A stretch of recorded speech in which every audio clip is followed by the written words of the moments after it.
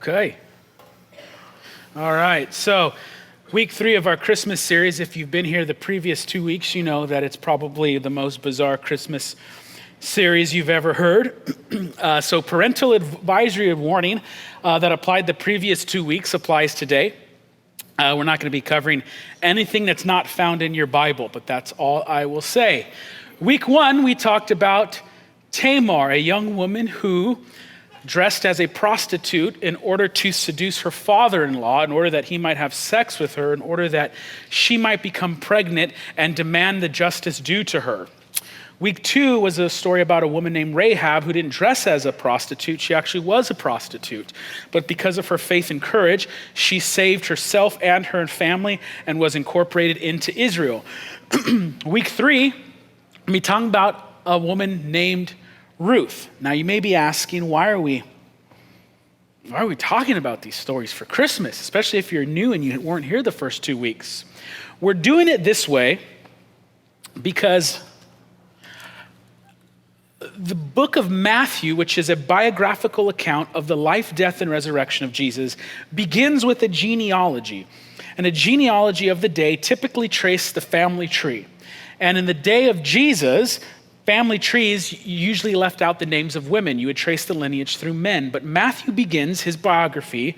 He begins the story of Jesus with a genealogy that includes the name of these 4 women. And they not only stand out because they're the names of women, but each one of these ladies has an incredible story that is oftentimes filled with scandal and hurt and pain and things you would not expect to see included in the family tree of the King of Kings and Lord of Lords. You would expect them to be sort of glossed over. And so week 1, Tamar. Week 2, Rahab. And now week 3 is the story of a young woman named Ruth. Her story begins in the book of Ruth, which takes place very, very early in the scriptures. In the Old Testament, you have the books of Genesis, Exodus, Leviticus, Numbers, Deuteronomy, Joshua, Judges, and then Ruth. So we're talking very, very, very early in biblical history. And this is the story of Ruth, great-grandmother of Jesus. In the days when the judges ruled, there was a famine in the land, and a man of Bethlehem in Judah went to sojourn in the country of Moab, he and his wife and his 2 sons. Now, I hope you've picked up on this, especially if you've been coming here for a while, that when the books of the Bibles begin, they usually include tons and tons of information in the first couple verses, and if you're not clued into them, you could just skip over them and miss them. It's like the whole narrative landscape is created in the first couple verses of the book. This is very similar to what a certain movie series does. When it begins, it gives you the narrative landscape for the movie that's proceeding. An example of this is here. And so you don't need to know all the backstories of all the Star Wars in order to get the plot and enjoy the movie. It certainly helps. Like the more you know about all the Star Wars movies, the more they all make sense. But if you don't know anything about Star Wars, you could just read this little thing and watch the movie and still have a pretty good time. You know, the super Star Wars geeks and nerds, they're going to notice this and wondering about Jar Jar, where's his narrative arc end. There was a joke made yesterday on Fortnite. You guys know Fortnite? Star Wars went into Fortnite yesterday. This is a big deal. Some of you don't think this is a big deal. And a digital version of the director of the new Star Wars, J.J. Abrams, comes out and he starts talking about Darth Jar Jar. Now, see how there's like 10 laughs going on? Those are the people who don't need the little intro thing. Everyone else, you need that. So the book of Ruth does that for us. In the days when the judges ruled, there was a famine in the land, and a man of Bethlehem in Judah went to sojourn in the country of Moab, he and his wife and his 2 sons. Okay, so first, what time period? We're in the time of the judges. This is a bad time, really bad time. This is a time in Israelite history where there's nothing but like wickedness going on. The people of Israel repent and do good for a little while, and then they just spiral into sin. And I'm not just talking like little tiny sin. We're talking brutal stuff. If ever you're reading your Bible to your child, if you got kids, you get about a page into Judges and you're like, let us pray. And you just kind of move on. I mean, reading the book of Judges is difficult even if you're reading it with a teenager. But that's the time period we're in, an evil, wicked time. And there's a famine in the land. And this ties directly with the fact that we're in the time of Judges. See, Ruth is taking place in the time of Judges, what takes place after the Exodus event. In the book of Exodus, God establishes a covenant with Israel. And in the covenant, Deuteronomy 28, God says that if Israel, ethnic Israel, is in the geographic land of Israel, and they are faithful to God, then he will provide for them. In other words, if Israel's being faithful in Israel, they're not going to have any famines. But we're in the time of Judges, and there's a famine in the land. And the man from Bethlehem in Judah goes to Moab. Now, Bethlehem is composed of two Hebrew words, Beit and Lechem. Beit means house, Lechem means bread, so it means house of bread or house of food. So get this. There's a man from the land or house of food, and he is going to leave the house of food because of a famine and try and find provision in Moab. Now, Israelite reader would be seeing something additional here. They'd be going, why in the world would a faithful Israelite man not only leave Israel because of a famine, but go to Moab? Moab in like the Old Testament thought is the worst place. It's Las Vegas times 10. It's the Death Star. It's evil. I mean, it would really be like saying, better for an Israelite to die starving in his land than to go to Moab. Better to die than to go to Moab. It's evil, horrible place. Now, what do we know about Moab? Why does it have this reputation by the time we get to the book of Judges and Ruth, which is very early in biblical history? Okay, Moab gets its origin from a guy named Lot. And we're introduced to Lot in Genesis chapter 12, where God tells Abraham to leave behind his land and his family and go to the promised land.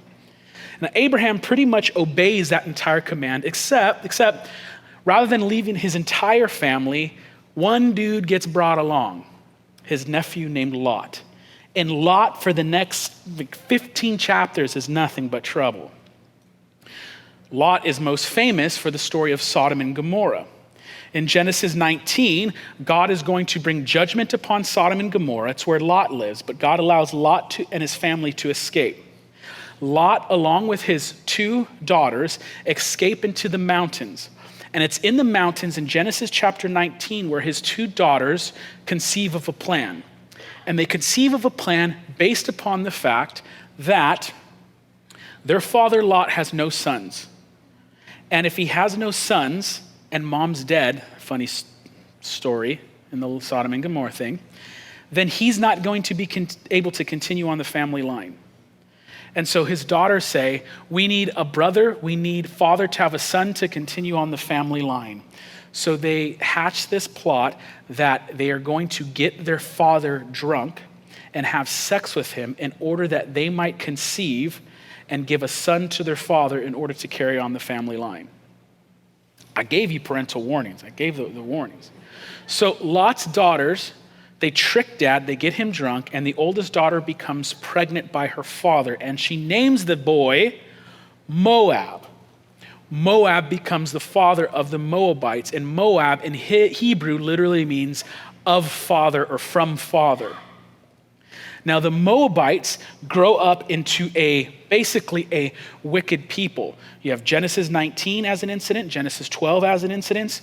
Then in Numbers chapter 23, you have Moabite women seducing Israelite men into worshiping false gods. One of the false gods, the chief god of the Moabite people, is a god named Chemosh, and Chemosh demands child sacrifice. And now God's people are worshiping Chemosh and doing who knows what. In Judges chapter 3, the people of Moab oppress the Israelites. In Numbers 23 as well, The incident where they seduce people is in Numbers 25. And then in Numbers 23, there's a story that's famous in the Old Testament of Balaam. And it's where the evil king of Moab basically conspires with this prophet Balaam to curse the people of God. Now that's just a quick summary of all the reasons why Moabites were considered bad people in the time of the judges.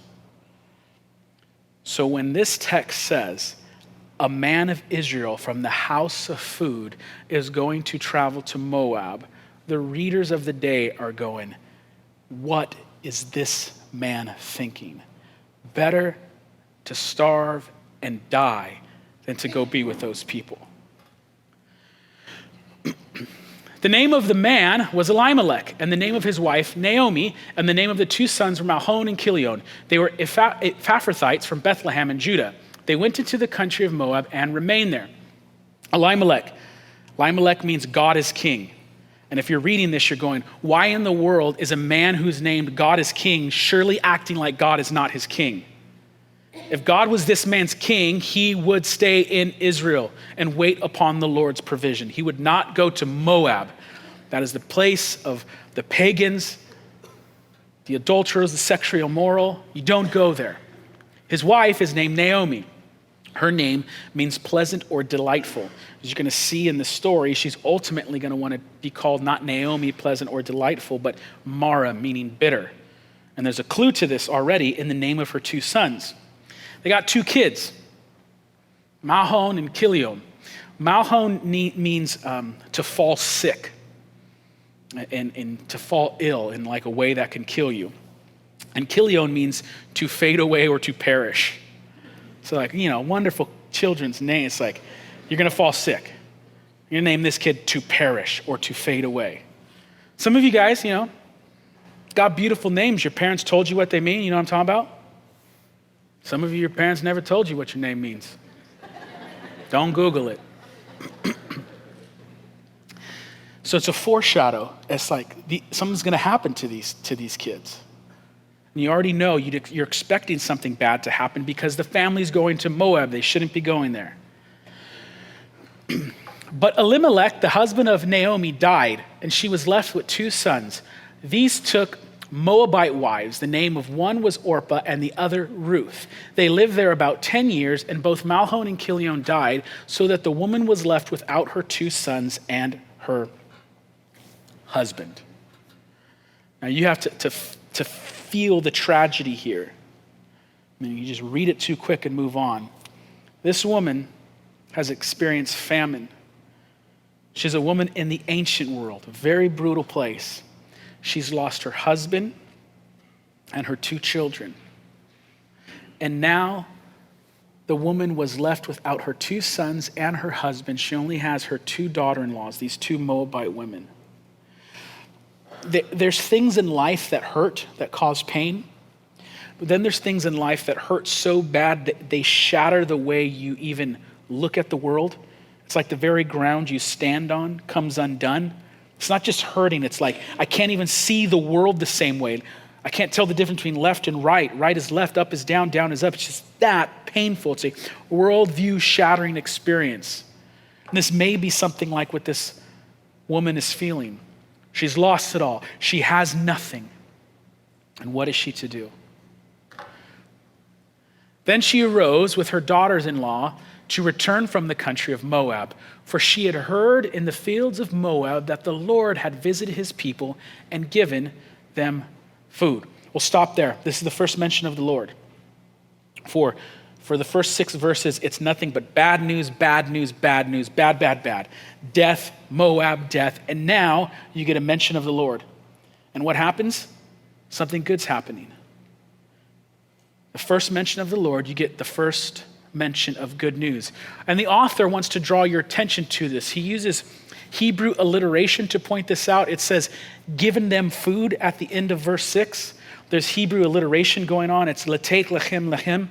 It's all these 3 words that sound exactly the same. It's a poetic way to put the spotlight on the fact that as soon as God is there, there's some good news. Verse 7, it goes on. So she set out from the place where she was with her 2 daughters-in-law, and they went on their way to return to the land of Judah. But Naomi said, to her 2 daughters-in-law, "Go, return each of you to her mother's house. May the Lord deal kindly with you as you have dealt with the dead and with me. The Lord grant that you may find rest, each of you in the house of her husband." Then she kissed them, and they lifted up their voices and wept. Now, why is this woman, Naomi, sending the girls back? Because she knows what's ahead of her. Naomi knows what's ahead of her. She's a poor, penniless woman who left to go live with the Moabites, and now she's going to return in her old age to basically become a beggar. And she also knows what will possibly, not possibly, I would argue, most likely occur to young Moabite women in Israel in the time of the judges. So she wants to send them back. And so she kisses them, and it says, they lifted up their voices and wept. They loved each other. They loved each other. And they experienced tragedy together. There's a type of bond that's made when you survive together with someone. Sometimes people who come from traumatic households, your siblings, you're bonded together in a special, unique way. Or people who have seen combat. It's like you fought with someone for a year, but somehow they're your best friend even if you haven't seen them for 30 years. When you survive with someone, there's a special bond that takes place. These women have been surviving, but Naomi says, I don't want you to come back to Moab. To Israel. I don't want you to come back. You stay in Moab. There's no internet, there's no cell phones, no social media. So for all intensive purposes, this is the last time these women will see each other. Because of it, they weep. And they said to her, "No, we will return with you to your people." But Naomi said, "Turn back, my daughters. Why will you go with me? Have I yet sons in my womb that they may become your husbands?" Now, that's weird. That's weird. If you weren't here for week 1, go back and listen to it. I'm not going to spend too much time today, but the ancient world in Israel and many cultures had a sort of welfare safety net for widows. And it looks something like this. If a woman were to lose her husband, then a close family member could come and be what's called a kinsman redeemer. And it's where someone in the family comes and marries the widow so that the widow will have provision and care and have the possibility of having children. In the ancient world, there's no women in the workplace. The woman can't become an independent woman and make a living for herself. So in a time where the world is completely brutal, these ancient people thought up these systems, these safety nets. Some of them are better than others. Some of them to modern people make sense. We're going to see one that may make sense to some of you in a bit. And some of them don't make any sense. But here's the thing. This is way, way back in the day. This is some of the oldest literature, not just in the Bible, but period. Most people in these time periods experienced the brutality in life of that we can't even relate to. Most people had lost children. They know what it was like to lose children. Most people had to send maybe a 13-year-old boy off to war. People knew what it was like for surrounding armies or tribes to raid their villages. It's just a brutal, horrific time. If there's a famine in the land, you don't get to go to the grocery store, you starve and die. And so they had customs to try to keep people alive, to survive. And so Naomi says, I don't have any sons. We don't have these relatives that can become your husband. So verse 12, "Turn back, my daughters, go your way, for I am too old to have a husband. If I should say if I have hope, even if I should have a husband this night and should bear sons, would you therefore wait till they were grown? Would you therefore refrain from marrying? No, my daughters, for it is exceedingly bitter to me for your sake that the hand of the Lord has gone out against me." Then they lifted up their voices and wept again. And Orpah kissed her mother-in-law, but Ruth clung to her. One of the daughters, in tears and agony, goes back home. But Ruth clings to her mother-in-law. Now you have to understand, Ruth knows what she's getting into. Ruth knows. Ruth is about to go back to the land of Israel in a time of the judges, in a time of wickedness. What happens to poor, penniless Moabite women in Israel in this time period. Ruth knows what's ahead, and this is why Naomi says, no, you go back. But Ruth refuses to let her mother-in-law face this alone. I will not let you beg alone. I will not let you starve alone. There's a interesting phenomenon with the ordering of the Hebrew scriptures. So our Old Testament today has the same books that the Hebrew Old Testament did in Jesus' day. We have all the same books. I know there's probably some History Channel documentary talking about the lost books of the Old Testament. It's nonsense. Our Old Testament looks identical to the Hebrew Old Testament scriptures in Jesus' day, except for this. Sometimes they ordered the books differently. And so in our ordering, in English, we have Genesis, Exodus, Leviticus, Numbers, Deuteronomy, Joshua, Judges, Ruth. Ruth comes after the book of Judges because Ruth is taking place chronologically at the same time. In the Hebrew scriptures leading up to the time of Jesus, Ruth came after the book of Proverbs. Now, for those of you who are familiar with the Bible, how does the book of Proverbs end?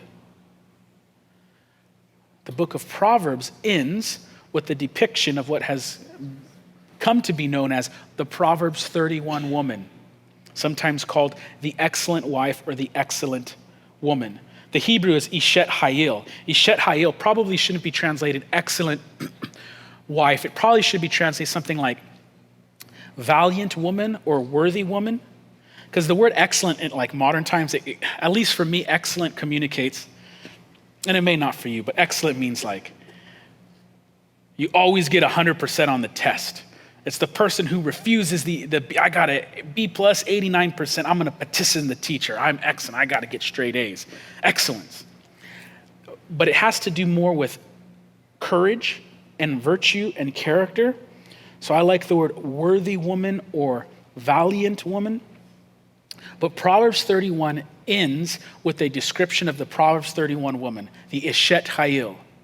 Now, it's possible that the Hebrew scriptures were ordered in such a way that after you were done reading about the Ishet Hayil, you would immediately be introduced to Ruth, a living, walking, breathing example of the Ishet Hayil, the Proverbs 31 woman. So Ruth is risking it all to be faithful to her mother-in-law. She knows the risk ahead, but she's going to be bold and courageous and not leave her to beg alone. And she said, "See, your sister-in-law has gone back to her people and to her gods. Return after your sister-in-law." But Ruth said, "Do not urge me to leave you or to return from following you. For where you go, I will go, and where you lodge, I will lodge. Your people shall be my people, your God, my God. Where you die, I will die, and there I will be buried. May the Lord do to me and more also, if anything but death parts me from you." And when Naomi saw that she was determined to go with her, she said no more. Ruth says, "I'm leaving it all behind. My family, my friends, even my gods. I'm going to follow you. I will not leave you to beg alone." Naomi gives in and allows Ruth to come with her. Now, Naomi had a relative of her husband's, a worthy man. Worthy man. Remember, Proverbs 31 talks about an Ishet Hayil, a worthy woman. Now we're introduced to a Gibor Hayil, a worthy man or a man of valor. She had a relative of her husband's, a worthy man of the clan of Elimelech, whose name was Boaz. And Ruth the Moabite said to Naomi, "Let me go to the field and glean among the ears of grain after him, in whose sight I shall find favor." And she said to her, "Go, my daughter." Now, it should stick out that there's a worthy man, because in the time of the judges, in the time of wickedness, the abnormality would be that there's a dude who's a Gibor Hayil, and he's allowing people to glean in his fields. This would be a righteous thing. For those of you who don't know what gleaning is, it's another one of these safety nets for the poor in the ancient world. Gleaning said that the poor could come and pick the corners of the field. So if you're a landowner, you're growing crops, let the poor come and take from the corners. Additionally, when you went and picked the crops, you were only supposed to go through one time, and then whatever you missed, that was left for the poor there as well. So the poor would always have access to food. This is a safety net. Some of you still see this, a lot of agriculture in Gilroy. You ever been driving by somewhere, you see like a field, and you notice, man, they left a lot of bell peppers. They didn't get all the bell peppers, man. And then you tell yourself, man, it's God's law. That's my right. They didn't get them on the first try. The corners and all them jalapenos, they're all mine. That's gleaning. But there's no gleaning laws for you, especially in California. So don't do that. Don't do that. But I know some of you are like me and you kind of been tempted, right? It's like all this food, all these peppers are going to waste, man. And then after Halloween, it's just like a pumpkin massacre. It's like, there's so much pumpkin pie that could be made. Oh my goodness. So she's going to go glean in the Gibor Hail's field because he's allowing gleaning to take place. And behold, Boaz came from Bethlehem. And he said to the reapers, "The Lord be with you." And they answered, "The Lord bless you." Then Boaz said to his young man who was in charge of the reapers, "Whose young woman is this?" And the servant who was in charge of the reapers said, "She is the young Moabite woman who came back with Naomi from the country of Moab. She said, 'Please let me glean and gather among the sheaves and the reapers.' So she came, and she has continued from early morning until now, except for a short rest." Now I want to introduce to another characteristic about Ruth. She's a hard worker. This is hard work, and it says that she's been working from early morning till now, except for a short rest. Some of you, many of us, already would have been like on break number 7. Ruth's been working the whole time, one break, and then she's back at it. Some of us, we're on break number 7. We're sitting back, and when the other gleaners put their bags down, we're snacking on their stuff. It's like taking their trick-or-treat candy right underneath them. No, Ruth is working hard. She's only had a little bit of rest. Now, there's tension here. If you grew up in church and you know the story of Ruth, the tension may already be resolved for you. But remember the time, remember where we're at. It's a time of judges, a time of wickedness. All we know is that somebody thinks Boaz is a good guy. But Boaz can say, "Get this Moabite filth off of my fields." Who let this scandalous woman, don't you know, their husbands died. They're probably some sorcerer. God probably killed them because of wickedness. Do not let Moabite blood ever get on my field again.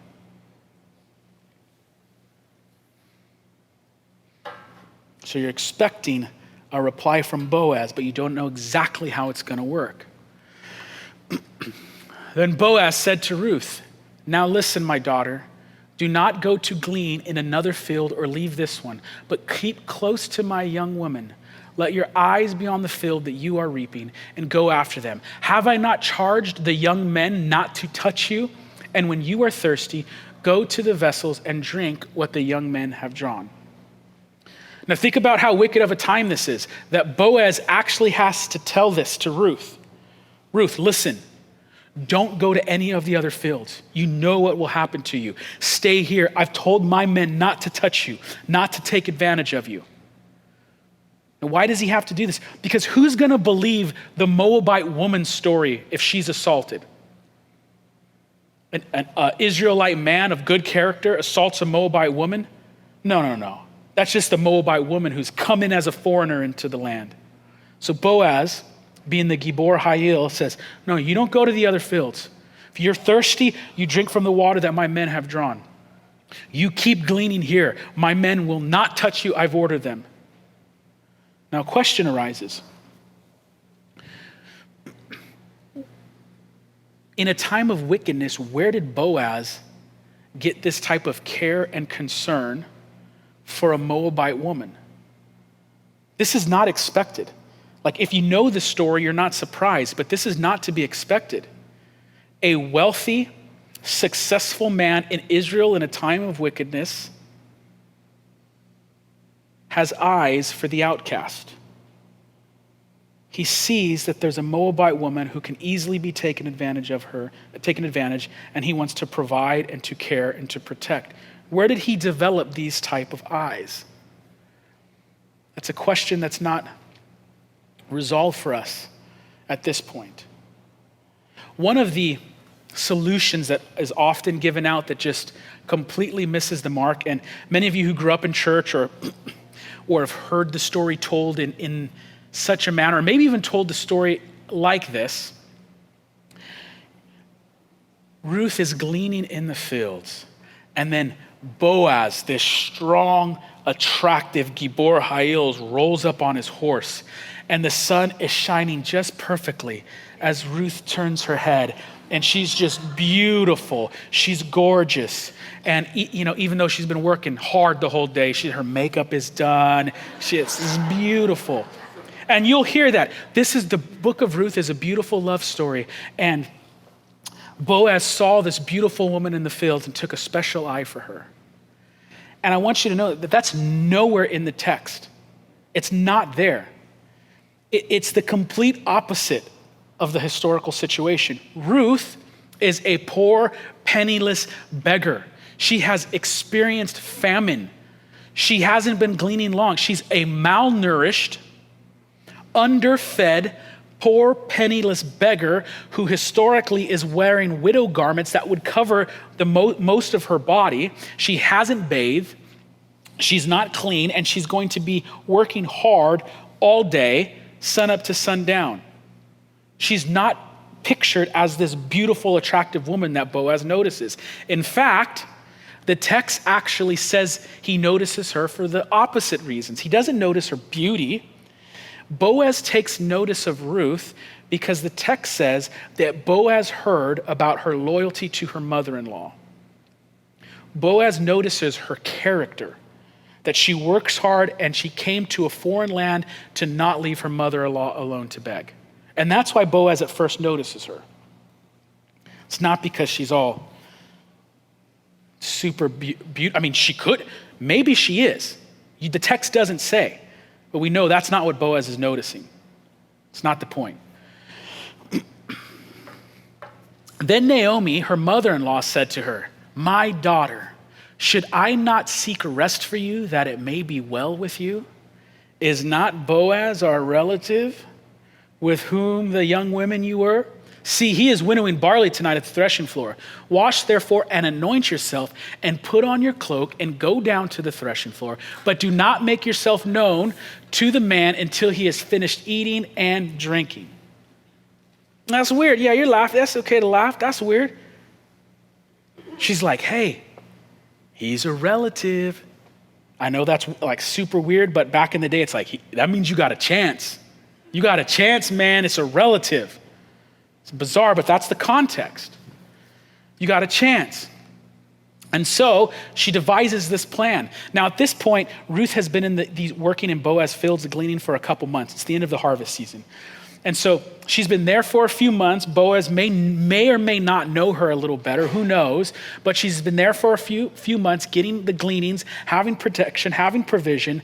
And Naomi's like, he hasn't thrown you out yet. He's a relative. So, wash yourself, anoint yourself, put on a cloak, and go down to the threshing floor and make yourself known.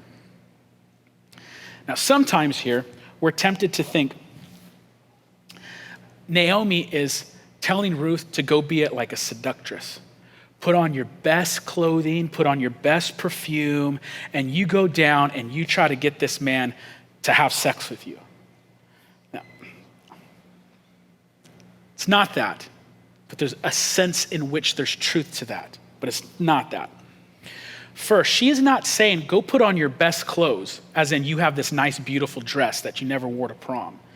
They're poor and they're beggars. She's not talking about nice clothing.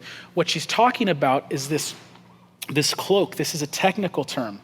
Ruth has been in mourning. Historically, a widow would be in mourning for anywhere from a few weeks or several months or to a year.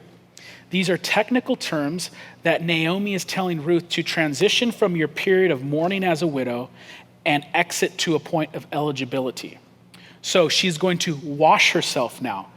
because she's been mourning. She wasn't washing herself. She's going to anoint herself. She's entering into a new transition, and then she's going to put on a different garment, communicating that she's no longer in the mourning period as a widow. So she is not saying, go dress in a seductive way and then seduce that man. But she is saying, you know, Boaz is a relative. He's a Gibor Hayil. And I want him to be the first man that sees you're not in the mourning period anymore. So you get that. It's that, but it's not. And this is where this is weird now. Okay.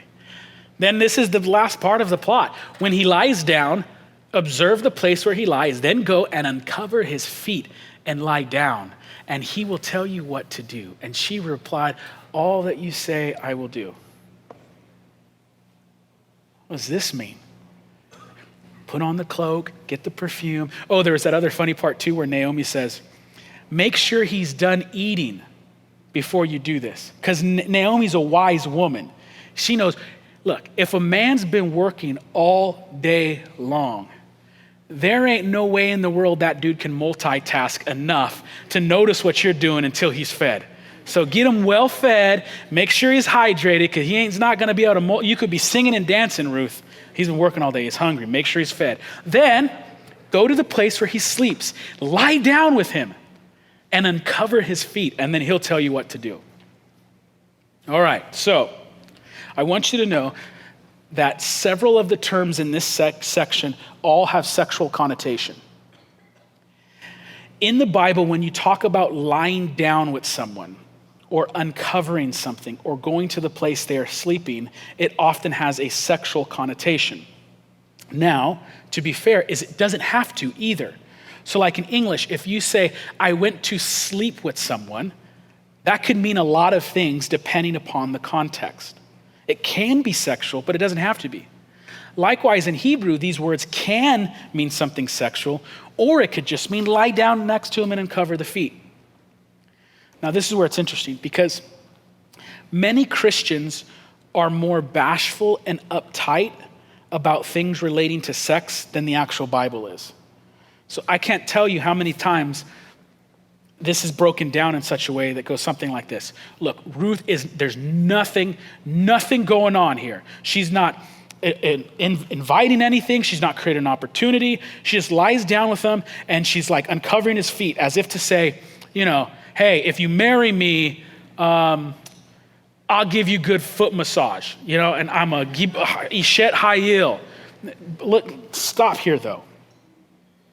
Same people that are bashful about that type of thing will rightfully so tell you how scandalous it was for Jesus to talk to a woman in public, how scandalous it was for Jesus to touch a woman in public, how in the ancient world, women didn't have this right or that right, and for men to talk to them in a certain way would be seen as scandalous. And that stuff's all true. It's all true. How much more so for a woman sneaking into the place where a man is sleeping and then uncovering his feet? Whatever uncovering his feet means. Because it can just mean taking off his socks. Or it can mean much more. The Hebrew used for feet here, it's an idiomatic phrase, and it could be used in Hebrew to mean anything from your big toe up to your upper thighs. And the biblical authors don't want you to know. They use a general phrase that can have sexual connotation, but doesn't have to. Now, no matter what you think about this, the author is telling in the story in such a way that you're going like, dude, what is going on? She lies down, is going to uncover his feet, and then he will tell you what to do. And what do you think the dude's gonna say what to do? That's the tension, that's the buildup. So she went down to the threshing floor and did just as her mother-in-law had commanded her. And when Boaz had eaten and drunk and his heart was merry, he went to lie down at the end of the heap of grain. Then she came softly and uncovered his feet and lay down. At midnight, the man was startled and turned over, and behold, a woman lay at his feet. And it's like, come on. Even if she just took off his socks, there's a woman at night who snuck into your place, and let's say she just is uncovering your big toe. She's still lying next to you in the middle of the night. All that you say, I shall do. Now, what's going on, though? Because you could paint Ruth in a bad light here, but that's not what's occurring. Ruth believes, along with Naomi, that Boaz is a Gibor Hayil, a righteous man. He could be a kinsman redeemer. But she's putting herself in a place of vulnerability and trusting that his character will do right. She's in a completely vulnerable situation right now. Ruth doesn't want herself or her mother to beg. She doesn't want to starve. She wants provision. So this bold plan is come up with, and she puts herself before Boaz, saying, I know you're a kinsman redeemer. You can make it right. I know you're a good man. But that's not how the story has to go. Boaz could do a number of things. Boaz can wake up and say, you filthy, promiscuous Moabite. My men warned me about you, and I let you glean here. I knew I should not allow a Moabite on my field. Get yourself off here. You're not allowed to glean in my fields anymore. Whatever happens to you, happens to you. He could sexually assault her, or he could do what many men do throughout history, is in the moment, act like you love her and you'll care for her, but when you wake up, you pretend like you don't know her. Whose story is going to be believed? The Gibor Hayil, the wealthy landowner who's successful and virtuous, or the Moabite woman? Or he could do the right thing but compromise in the present, have sex, and say, we'll get married, we'll make it right later. Any of those outcomes could be occurring if you're just listening to the story for the first time. Ruth believes he's a good man and that he will be the rightful kinsman redeemer. Now, by the way, is there another story where someone was supposed to be the kinsman redeemer but refused to care and provide for the woman? Yes, that's where we've been in this series. It's the same theme. But will Boaz be a Judah, or will Boaz be the rightful kinsman redeemer? He said, who are you? And she answered, I am Ruth, your servant.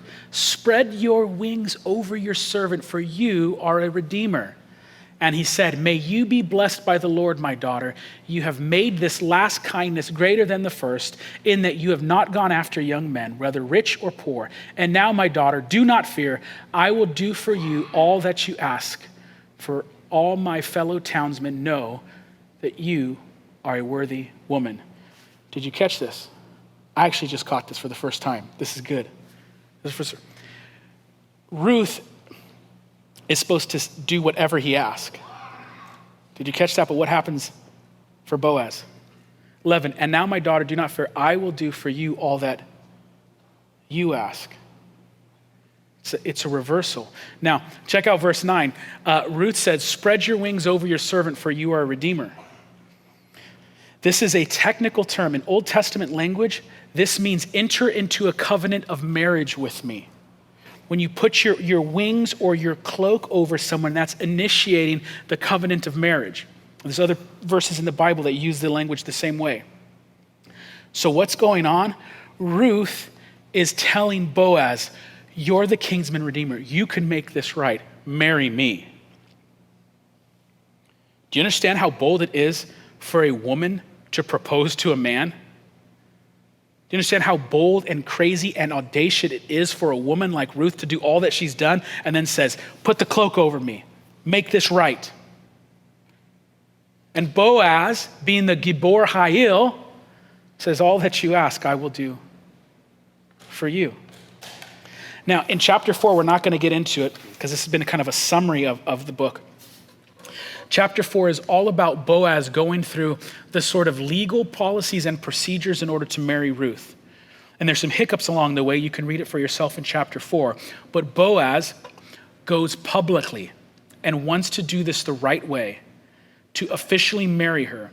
And he makes it public that he is going to marry a Moabite woman. This is a Gibor Hayil, and he does it the right way. And the ending of the book and the ending of chapter 4, ends with a good ending. So Boaz took Ruth, and she became his wife. And he went into her, and the Lord gave conception, and she bore a son. Then the woman said to Naomi, "Blessed be the Lord, who has not left you this day without a redeemer, and may his name be renowned in Israel. He shall be to you a restorer of life and nourisher of your old age. For your daughter-in-law who loves you, who is more to you than 7 sons, has given birth to him." You see the order? Boaz marries her after chapter 4, after doing the legal policy, all the right ways. Then they have sex. Then they start a family.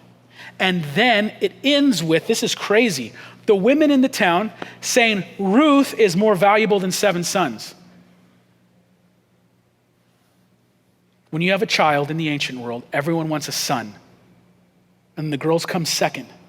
And right in some of the oldest literature in human history, this is old, you have this saying about Ruth, who is worth 7 sons. Then Naomi took the child and laid him on her lap and became his nurse. And the woman of the neighborhood gave him a name, saying, "A son has been born to Naomi." They named him Obed. He was the father of Jesse, the father of David. David as in King David. Now I'm going to do something real quick that I didn't do first service. In Deuteronomy 23, because the Moabites are seen as such bad people, Deuteronomy 23 says, a Moabite is not allowed to enter into the assembly of the Lord.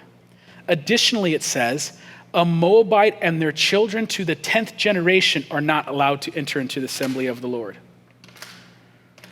Ruth is a Moabite, married to Boaz, and within a couple generations, her child is King David. How do you resolve that biblical tension?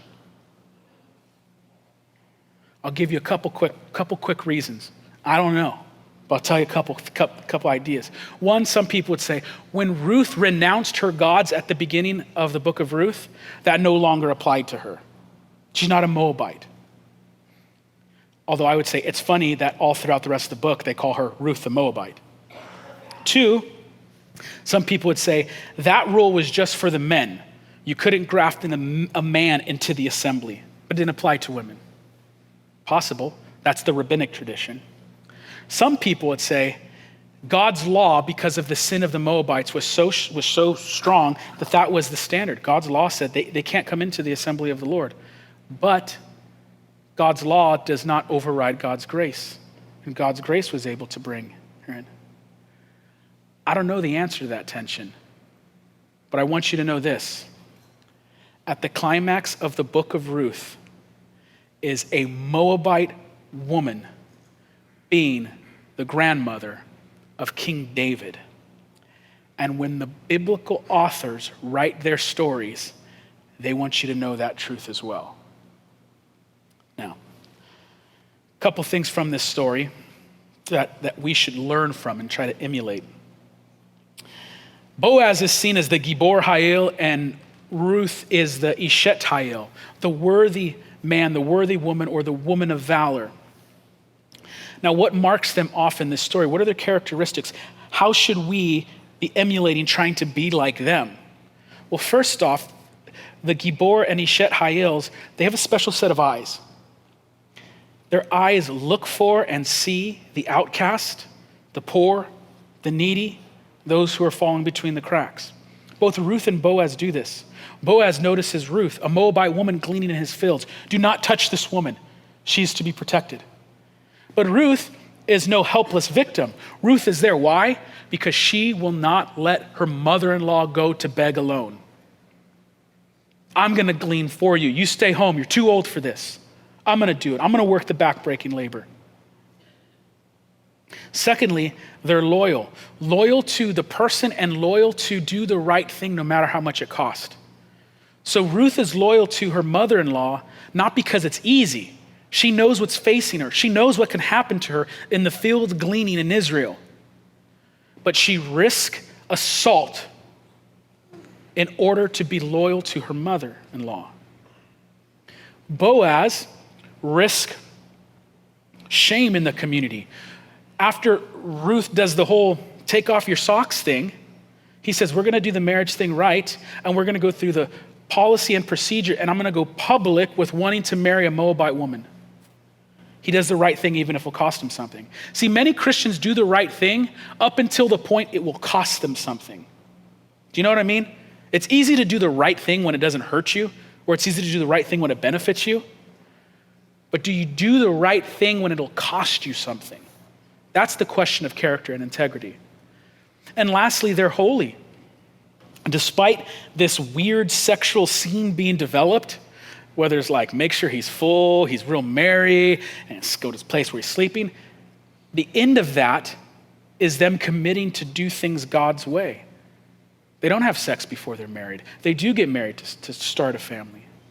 They commit to that sexual ethic. And so this worthy man and worthy woman have eyes for the outcast. They're loyal even if it hurts them, and they're committed to holiness. And there's probably a dozen other things you can pick through if you read through the book of Ruth. Now the ushers are going to pass out communion as we deal with one last issue.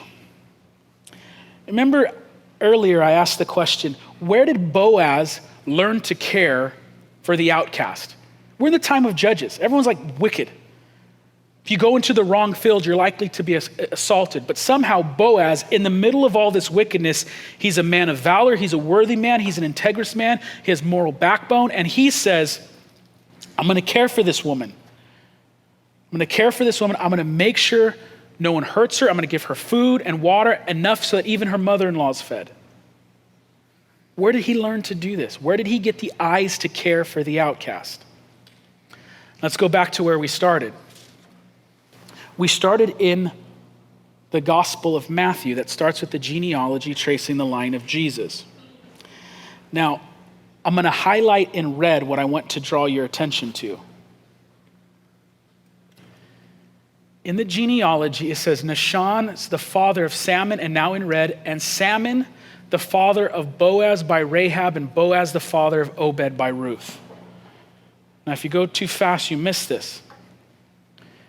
Salmon married Rahab and had Boaz, the father of Obed by Ruth. Who was Boaz's mother? Rahab, the prostitute. Where did Boaz learn to have eyes for the outcast? Where did Boaz learn to have eyes for the woman in need? His mother was the prostitute in dire conditions in Jericho. And his mother, rather than being treated like a prostitute for her whole life, was married by an Israelite man named Salmon. So maybe Boaz learned to care for the outcast, for the woman and the foreigner, because he had a mom who was taken in by a godly father. And he had a godly father and a godly mother teach him what God's grace actually looks like.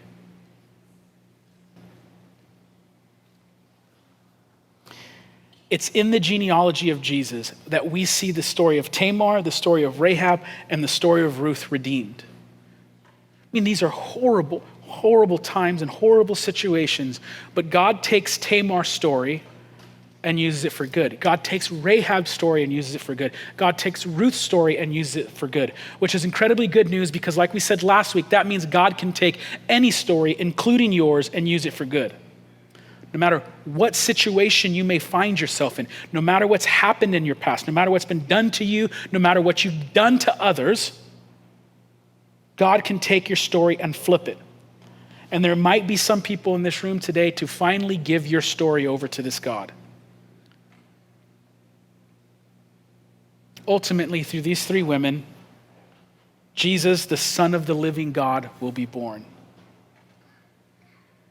And it's scandalous, inconceivable that when Matthew starts his story, he begins with a genealogy that highlights these women. Don't you forget, Matthew says about Tamar. Don't you forget about Rahab. Don't you forget about Ruth. These are the great-grandmothers of Jesus, and without them, you don't have the genealogy. And so, as we prepare ourselves for communion, I'd like us to wrestle with our own lives. How are we Gibor Hayils and Ishet Hayils? Or do we have this type of character? Do we have this type of moral backbone? Are we having the eyes out looking for those in need? Are we loyal even if it costs us something? Are we living holy? Be that type of people. And you could probably look at the story of Ruth and find other characteristics that are in there. I think even Ruth being a hard worker is there for a reason. You're a hard worker.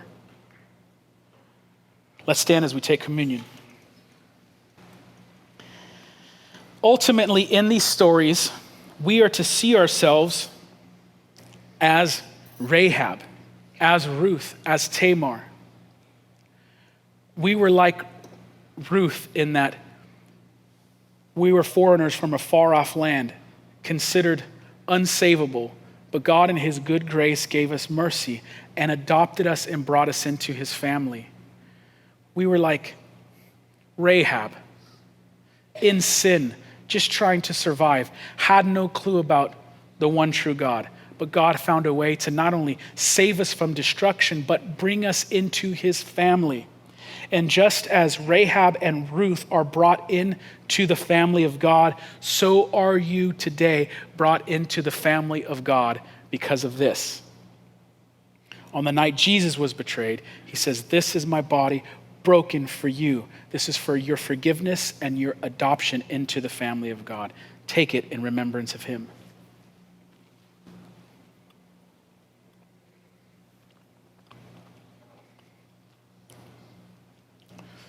Likewise, Jesus takes the cup and says, "This is the blood of the new covenant."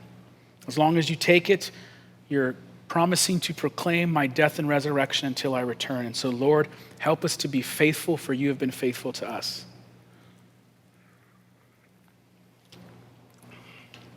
Father, we thank you for these Christmas stories, stories that are all about the lead up to the birth of your Son.